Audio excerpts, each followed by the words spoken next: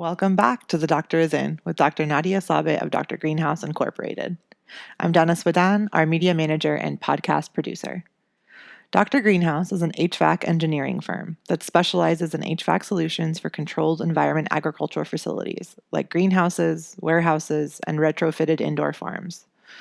This week, some of our team was in Las Vegas for the Cannabis conference hosted by Cannabis Business Times magazine. We learned a lot in our time there and wanted to see what our colleagues learned too. Join Dr. Nadia Sabe on the Expo floor to hear the answers of consultants, equipment manufacturers, and event organizers about our time at the conference and what they learned. Awesome. And I'm ready. Take. All right. Hi, everybody. This is Dr. Nadia Sabe speaking to you here from Las Vegas, Nevada at the Cannabis conference sponsored by the Cannabis Business Times. I'm sitting here with Dr. Hope Jones, the owner and founder of Emergent Cannabis Sciences. ECS. Or ECS, thank you so much. And I have a question for you. Hit me. My question for you is, since you've been here at the conference, what have you learned that was super interesting or exciting that you didn't know before? I had no idea how we actually... where perlite was coming from and how it was baked to pop like it does for its popcorn. I just was sitting there in the talk yesterday thinking to myself, how the hell have I gone all this time without knowing that? And then appreciating now with our supply shortages, I think like everything else, we really take a lot of things for granted. So that was like an aha moment for me. I was like, wow, I had no idea. We do, and I thought that was really interesting too. And so what did he say? So this was Dr. Jackson from North Carolina State, right? University. That was a great talk. It was a really good talk. And he said that perlite comes from these Greek islands. And then they bake it at 700 degrees. And it pops like popcorn, basically. And that's where the porosity comes from, is allowing that expansion and that and it re-solidifies. And now we have those great porous pockets around such a surface area that is really, really nice and convenient for our plant growth and development necessary for air exchange. So. Yeah. That was awesome. I had no idea. I know. And, you and I are sitting there, and I just really, really loved when you're like, I'm very disappointed in myself for not knowing that. That's exactly how I felt, too. How many horticulture classes we've taken and agriculture classes we've taken, and we've used perlite, like, in our experiments and trials and stuff. And we understand the pore size and, what, if we want extra chunky or... extra chunky. All those, like, random, important variable questions that we ask ourselves, but not once did I be like, how is the damn thing made? Yeah. I knew it was inert. I knew all of those things that I wanted to know, but I just didn't think about the rest of it. But I had no idea. And now here we are dealing with supply chain issues, and that's one of the things.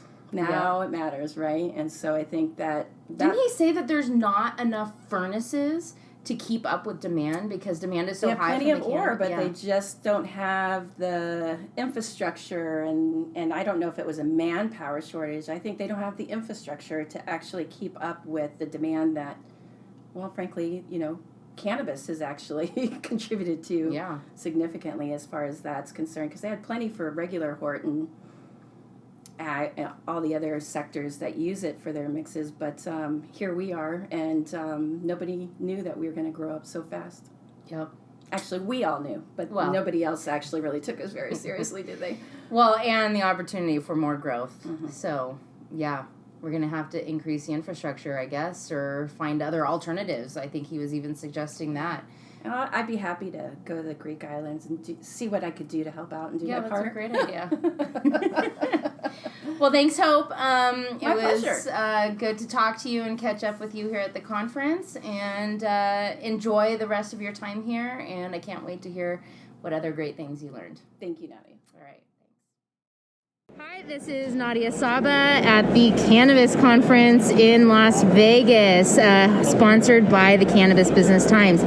I have here with me Cassie Tomaselli from the Cannabis Business Times. Thank you so much for joining me for a couple questions. Absolutely. Thanks for being here, Nadia, and being one of our esteemed speakers at our show. We're thrilled to have you. Awesome. Thank you. So I wanted to ask you, what have you learned here at the conference that you didn't know before that got you super excited?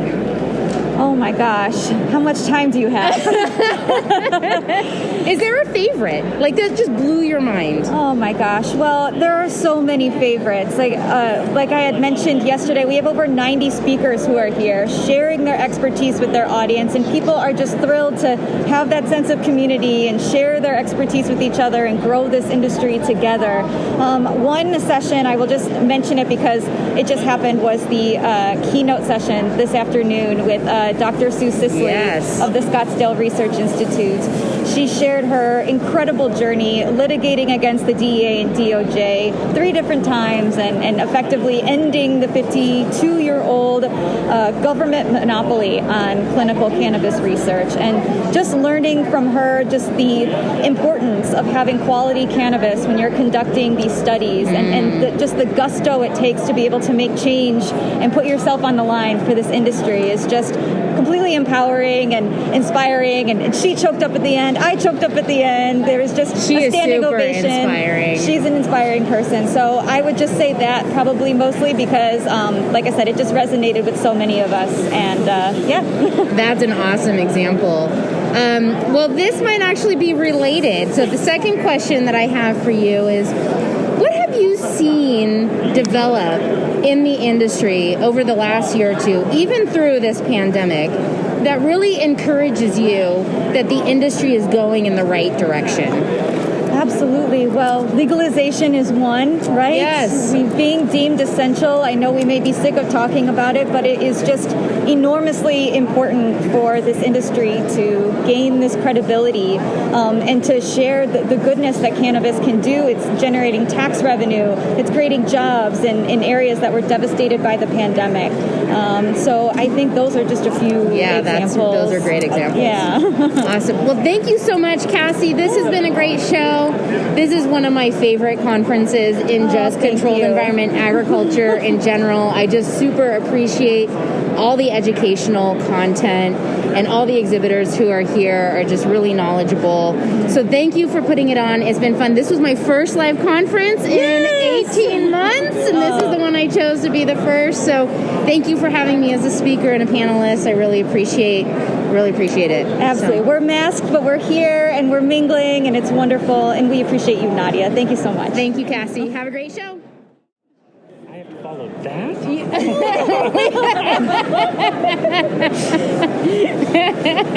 Can you do it? That was like going up and having a PhD talk about something and then having a student come up and talk about it right afterwards. Okay. So, Ian Neff, you are with Viridian Sciences. Yes. That's awesome. You guys do track and trace software, right? Correct. Anything with data points, analytics that we can help the industry grow and be more efficient, we're there. Very cool. So let me ask you the same couple questions I'm asking everyone else. What have you learned at this conference that you didn't know before that got you super excited?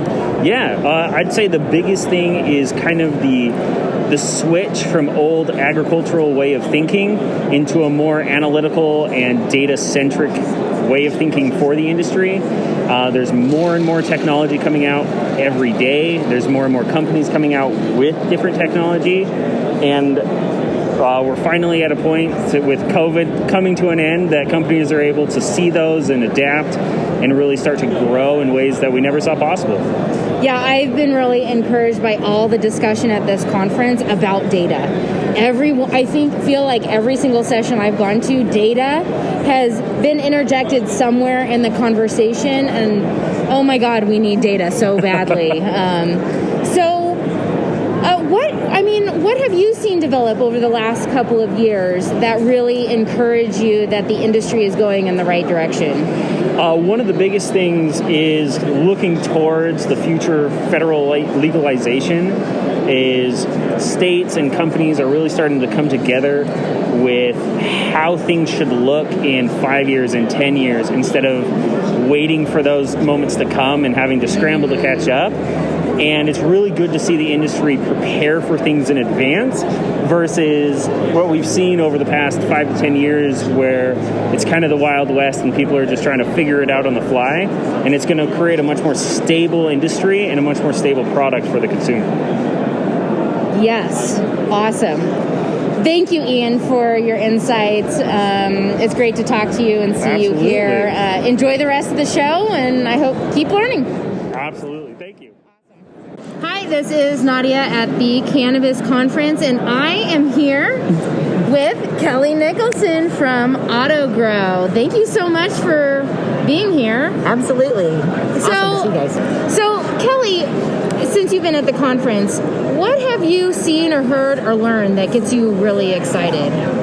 I think that I'm always interested in LED light technology. I'm always interested to see how that's coming along. The first LEDs that I had experience with was back in 2005, and they killed the plants. They literally just killed them black dead the next day. So to see what LEDs are coming around nowadays and talking to people about how the LEDs are working, it excites me because I think that it's like a new technology that actually has like a really big place in the industry. And there's always so many of them, trying to kind of sift through which ones are like legit and going to be around for a while and which ones are just kind of like shot in the darks. So far I would probably say the LED technology from what I've seen. What about the LED technology? I think it's just really interesting how the quality that they're getting with the ability to adjust spectrums and the fact that they're making it in a way that growers can understand that.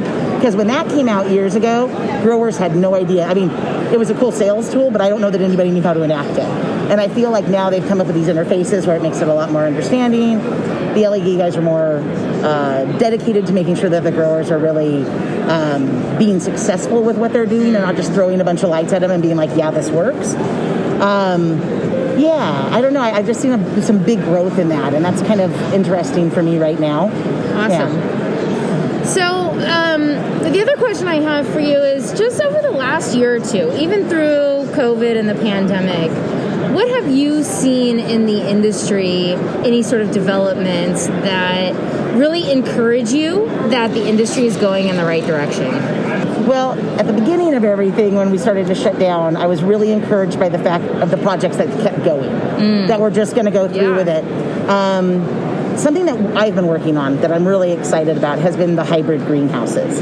That I'm getting more and more of these hybrid greenhouses where they're basically built like warehouses but with greenhouse roofs, utilizing the sun, utilizing blackout shades, but also utilizing lighting and, you know, all different types of environmental control to create the perfect environment to be as efficient as they possibly can. And that's been actually pretty exciting. And I had a huge project go up about a year ago or so during COVID with the whole thing, and they're just continuing to expand. And now we've got another new project going up on the East Coast that's very similar, maybe one in Hawaii that we're working on. And they're very cool. I love the hybrid greenhouses. Wow. I was going to ask, like, are you seeing them sort of regionally specific? But it sounds like that's coast to beyond coast. Yeah, I mean, I don't have any of them that are like, you know, in Canada where it snows or in Mexico, like, wouldn't make sense for that. But kind of that, like, middle of the country, you know, across the board, yeah. I've just had a lot of luck with that. So the hybrid greenhouses are actually really cool because I've worked a lot with indoor and I've worked a lot with greenhouse. But mixing the two concepts together has been really neat. You can probably relate to that. Yeah, well, I mean, what do you see as the biggest benefit of a hybrid greenhouse like that? I mean, utilizing the sun, number one. I mean, utilizing the sun all day. Yep. You know, I've got the big one in Denver, you know, middle of the summer, they have these, you know, it's tons of light that they get all day long, and they don't have to turn their lights on. Now, during December, January, February, we run lights a lot, you know. One of the downfalls, of course, is that when you are doing some open air, you don't get the CO2 benefit that you normally would. But during the winter, we use the CO2 when they need it more because the plants are at a lower light level. So we've been able to kind of, you know, we have very specific different seasons and very specific ways that we control it during different seasons. But I like that. You know, I mean, indoor is totally cool. Same every day. That's the whole point of it. Love it, right? It's just everything works. But it's been exciting. After so many years of doing this, it's kind of fun to have like a challenging project where you're like, oh, let's figure this out. Yeah. Cool. Well, thank you so much, Kelly. It was so great to see you at the show. I always love catching up with you. Yes, you too. Enjoy the rest of the show. Hi again, everybody. This is Nadia at the Cannabis Conference in Las Vegas. I have here with me John Zimmerman and Matt Carter from Harvest Integrated. How are you guys doing today? Great. How are you? Doing great. Awesome. You guys came all the way from Texas? Yes, sure did. Excited to be here. Cool. So I'm just asking everyone a couple of questions. The first question is you've been wandering around, and I know you guys have a booth, so hopefully you've gotten to wander around and go to some sessions, but what is something you've learned that you're particularly excited about? Or that you didn't know before, that just blew your mind? It's like the hardest question. That's a hard question? That blew my mind. Something I did not know. I'm going to defer to you right now. I think the number of people that have either come to our booth or that I've heard talk about specialization inside the industry has really kind of blown my mind. When I think of these facilities, I think of people going from mother clone all the way through to flower, and then having the drying and the post-processing and everything in that facility. The number of people that I've talked to or heard talk about wanting to just grow flower or wanting to just dry, those two specifically, have been things that I hadn't thought of that I think are very interesting. Yeah, I mean, in traditional horticulture, you might have tomatoes grown for the tomato fruit in Arizona in a greenhouse, but then the seedlings are propagated in a greenhouse in Florida and then shipped to Arizona. Really common. And I'm glad he said that, because that is actually something. The only thing I'd say that I've learned new that blew my mind is that how much of a demand there is in California for just drying rooms or drying yeah, it's a huge bottleneck right now. Yeah, so we're actually going to start targeting that because of that. Nice. So my second question for you guys is, what over the last year or two, even through this pandemic, have you seen as a development, it could be technology or strategy, that you think shows that the industry is moving in the right direction? Or a positive direction? These are really good questions. I think from a design perspective, although I don't think the industry is far enough along in this respect, I will say, the options that clients are looking at now for mechanical systems are definitely a grade above where they were when I first got in the industry, when they were looking at just something you would use in your house. Right. At least now they're considering whether it's, the Aeon units with AGS or our stuff with Harvest Air, the level of sophistication on that stuff has definitely gotten improved over the past couple of years. Yeah, the owners and operators have become more sophisticated, which is, I think, good for everybody, right? Because we can design these facilities, design them right the first time, give them the proper equipment the first time, instead of having to go back in and retrofit a couple years later. Yeah, absolutely. And I think growers and owners are more willing to spend the money up front to get it done right from the beginning, probably because they've maybe seen some failures or they've heard of other failures and they don't want to repeat those mistakes. One of the nice things about this show has been, I think almost everybody who's come up and talked to us has finally experienced the pain we've been hoping they would experience to get them to say, we don't want to do that again. Right. We want to do it differently. Absolutely. Cool. Well, thank you guys so much for the conversation, thanks for having your booth here, and it was really nice to catch up with you guys. Absolutely. Good to see you. Cultivation and educating. Exactly. I love it. So, we are at the Cannabis Conference, sponsored by the Cannabis Business Times. It's the second day of the conference. And I am here with Taylor Kirk from Fluence, and I'm just going to ask you a couple questions. All right. Cool. So, since you've been here, what have you learned that has been super interesting or mind-blowing or gets you excited about being in the industry? All right. Well, there's still a lot of excitement from Fluence, and our customer base around lighting. I think right now it's not so much is LED lighting really appropriate for cannabis, but what intensities and spectrum and what makes us as a company different than these others. There's so many lighting companies here. Yeah. And so, I'm excited to interact with the growers and to kind of share, from my perspective, not being a sales guy, more of a grower myself, how we're more of a partner for these growers and how we can help them, adopt the technology and, see the results. Are the people you're talking to a little bit more sophisticated? Are they asking better questions than maybe they would have before? Yeah, I would say definitely. But we kind of get a little of everything.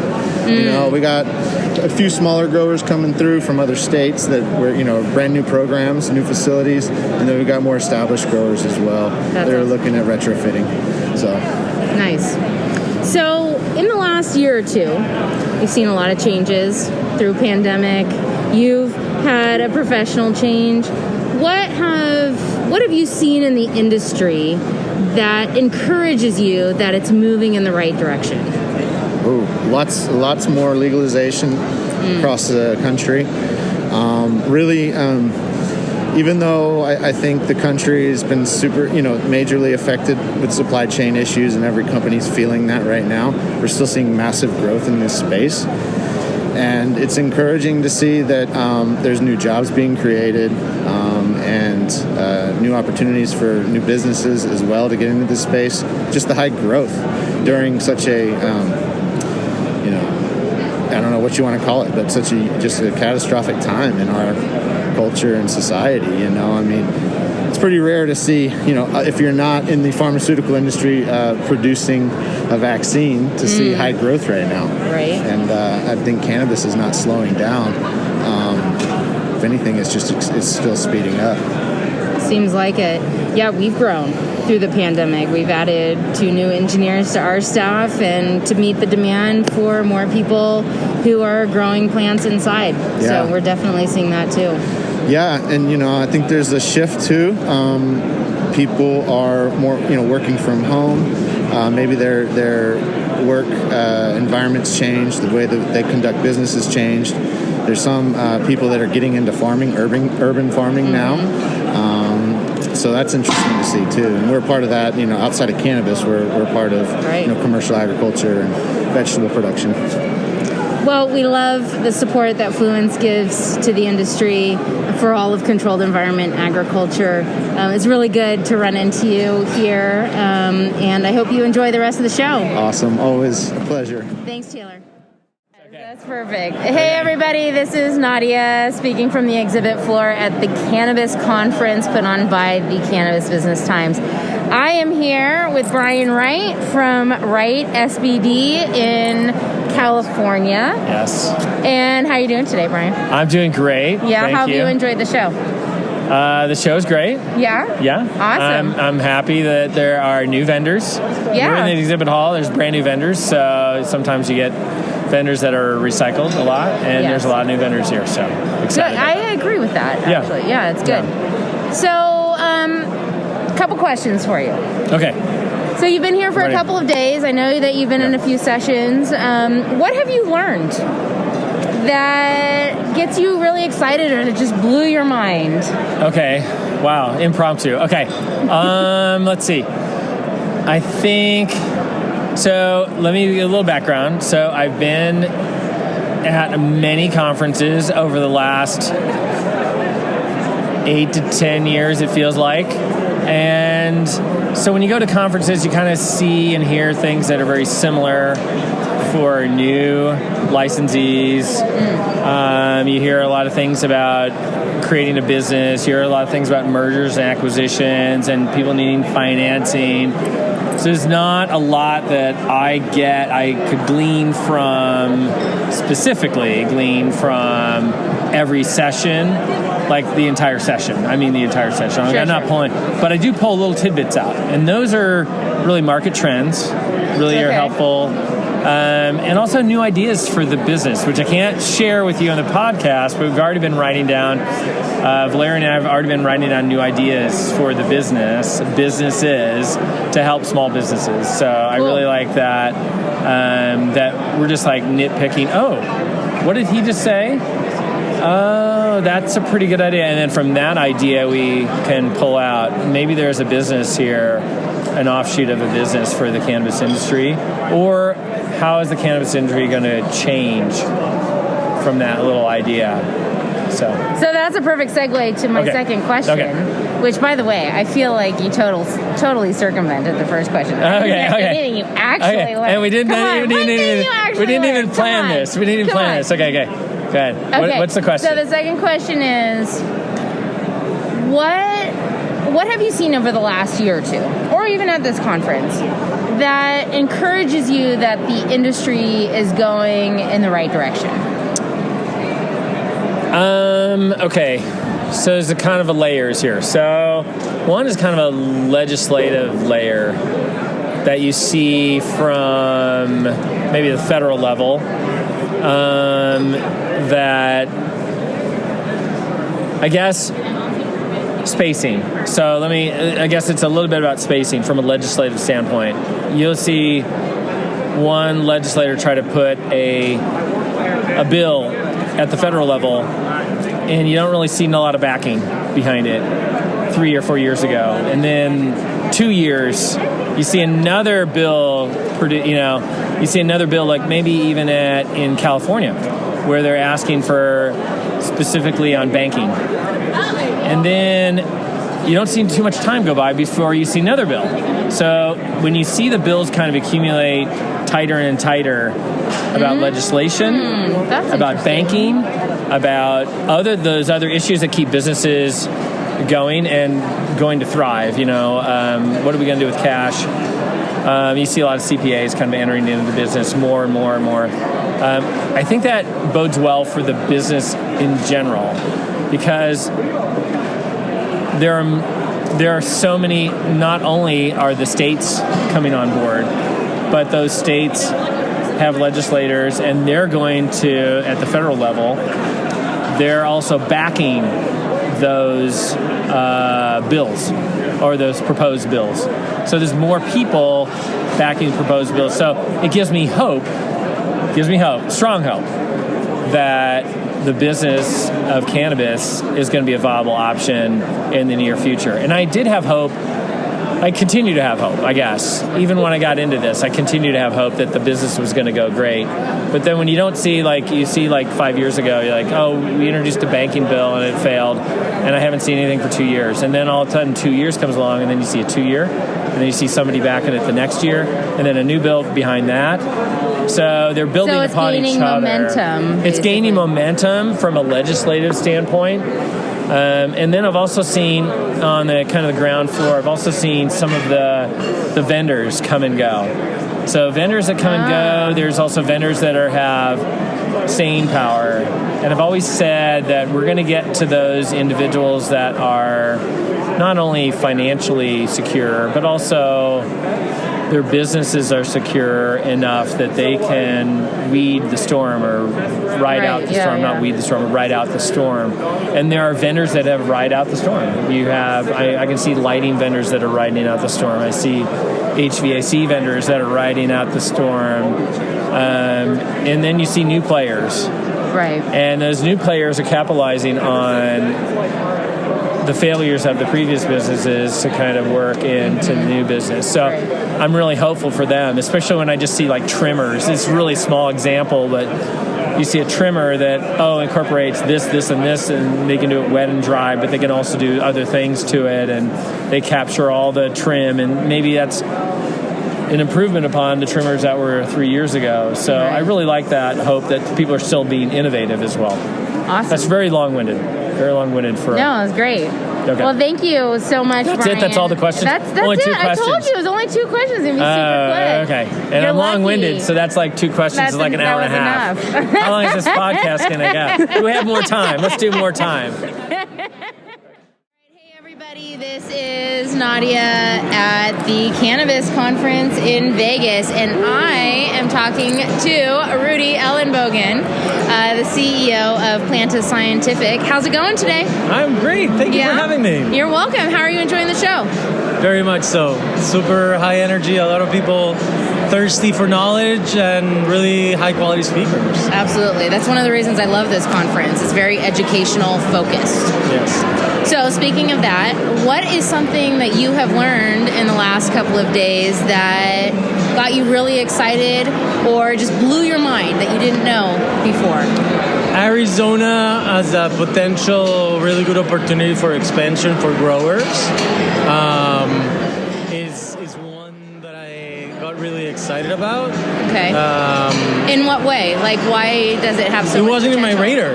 Oh, okay. I was looking at new projects that I'm helping develop in New Jersey and in Massachusetts and mostly in the East Coast. And then, hearing about Arizona piqued my eye. my curiosity. Very interesting. So, what over the last year or two, even through the pandemic, have you seen develop within the industry that really makes you believe that the industry is on the right track? Ooh. I know, it could go many different ways. Yeah, sure. You came in the right time. You came at I hired you just for that. He needed the pause so bad. She's been following me around throughout the entire conference. All right.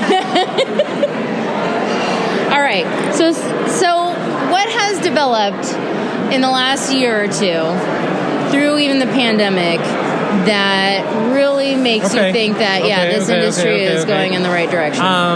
The direct-to-consumer delivery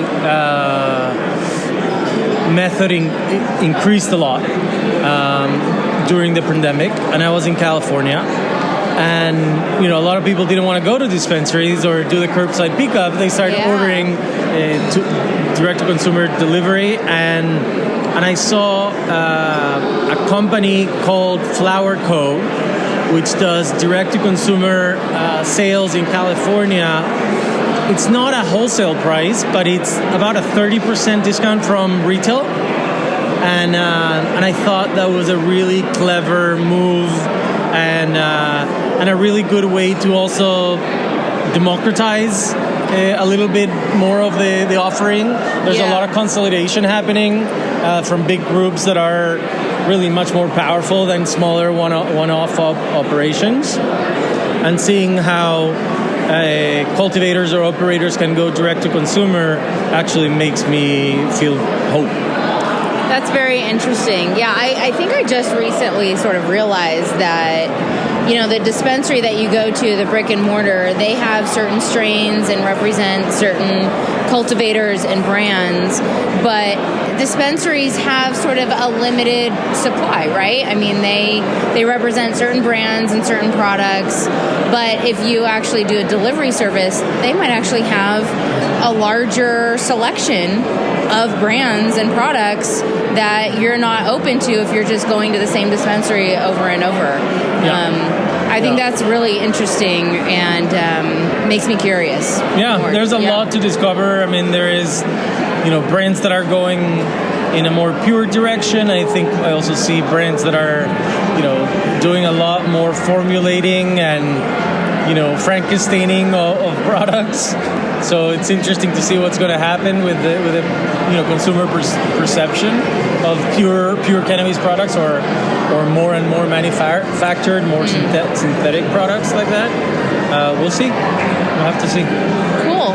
Well, thank you, Rudy. I really appreciate your input. Awesome. It was so good to catch up with you. It's been too long. Enjoy the rest of the show. Thank you so much. Let's go smoke a joint. That's a good way to finish.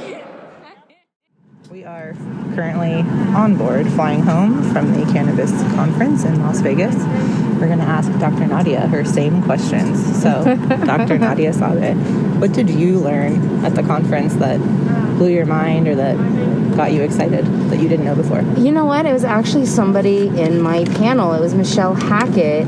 She told us right at the very end when she was answering an audience question that it is actually public record when farmers are scheduled to spray certain pesticides. And you can actually look at not only the schedule, but you can look at like what chemicals they're going to spray.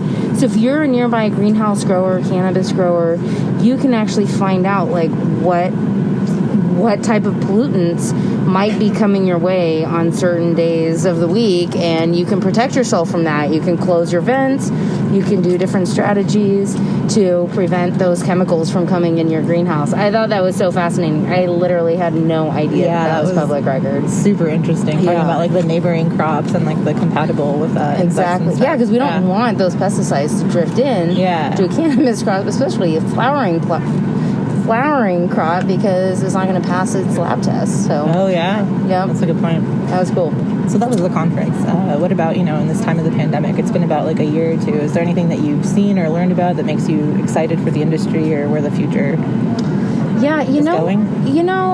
I am really encouraged by all the people who are talking about data, talking about the need for more data, talking about measuring more data, talking about how data can really help the industry. And I'm seeing this, not just in cannabis, but especially in cannabis because, it has such a rich tradition of not recording things and not monitoring, because you don't want to be rated and have records that you kept, that would demonstrate that you actually were breaking the law. And now cannabis growers are really looking for data and to be more informed about the decisions that they make, whether it's, through track and trace or whether it's just optimization and troubleshooting what they're doing and just growing a better plant. And even here at the Cannabis Conference, I don't think there was a single speaker that did not mention the word data. Yeah, absolutely. It was just pervasive. Yeah. And I am so encouraged to hear that because we need it. Yeah. We need to understand baselines. We need to understand what growers are doing so that we can help growers and do a better job. Yeah, I absolutely agree with that. I noticed every single panel that we went to, everything kind of had an underlining, like research, tech, data, all the information, and what do we do with it was kind of a big theme. Yeah. And one of my favorite quotes was Rick from Candescent, and he said, if you're not measuring it, you're not managing it. And that to me was my biggest takeaway from this conference and just speaks to that whole idea of data. Yep. Exactly. So thank you so much. Thank you so much. Thank you for the whole conference. It has been such a fun few days. Yes, it has. Thank you so much for joining us. Dr. Hope Jones is CEO of Emergent Cannabis Sciences, a tissue culture lab and CEA consultancy. Cassie Needon Tomaselli is contributing editor of Cannabis Business Times, Cannabis Dispensary, and Hemp Grower magazines. Cassie was also the programming director of the Cannabis Conference. Ian Neff is an enterprise account executive for Viridian Sciences, a track and trace software and analytics company. Kelly Nicholson is sales director for Autogrow Eureka. John Zimmerman is co-founder and CEO of Harvest Integrated, and Matt Carter is the vice president of sales and marketing. Harvest Integrated supplies HVAC and power equipment for CEA facilities. Taylor Kirk is a horticulture service specialist with Fluence Bioengineering. Brian Wright is founder of Wright SBD, and Rudy Ellenbogen is managing partner and CEO of Planta Scientific. This has been The Doctor is In, with Dr. Nadia Sabe, the one and only Dr. Greenhouse. To keep growing with us, subscribe and listen on Apple Podcasts, and thank you for listening.